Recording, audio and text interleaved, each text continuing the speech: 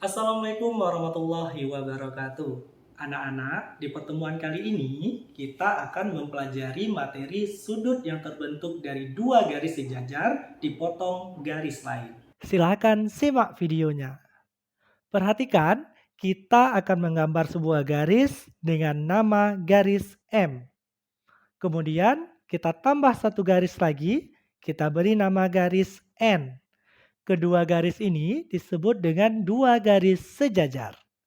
Kemudian kita berikan satu garis lagi, kita beri nama garis L. Garis L tersebut memotong garis M dan garis N.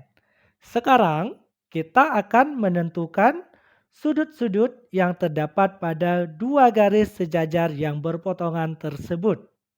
Di sini kita dapat temui beberapa sudut.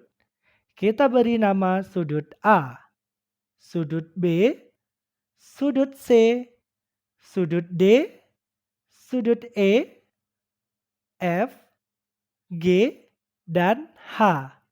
Di sini sudah ada beberapa sudut yang terdapat pada dua garis sejajar yang berpotongan tersebut. Kita akan menyelesaikan beberapa soal berikut ini.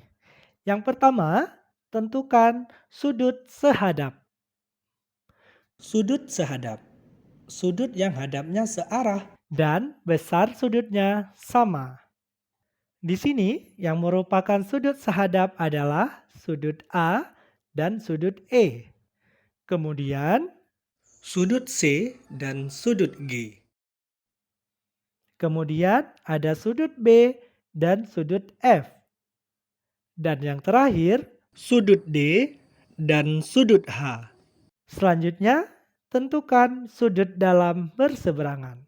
Sudut dalam berseberangan, besar sudutnya juga sama. Sudut dalam berarti sudut yang terdapat di bagian dalam dari garis tersebut. Sudut dalam berseberangan, sudut D dengan E, ini sudut dalam berseberangan menyeberangi dari satu sisi ke sisi sebelahnya. Dan sudut C dengan F. Soal selanjutnya, tentukan sudut luar berseberangan. Sudut luar berseberangan, besar sudutnya juga sama. Sudut luar berseberangan berarti yang terdapat di bagian luar garis-garis sejajar. Sudut luar berseberangan. Sudut A berseberangan dengan sudut H. Kemudian ada sudut B berseberangan dengan sudut G. Soal yang terakhir, tentukan sudut bertolak belakang. Sudut-sudut yang bertolak belakang berarti sudut yang saling membelakangi. Sudut A dengan sudut D. Sudut B dengan sudut C. Sudut E dengan sudut H. Dan yang terakhir, sudut F dengan sudut G. Sampai di sini anak-anak semua sudah memahami? Jika sudah mengerti, kita akan mengerjakan contoh soal berikut ini.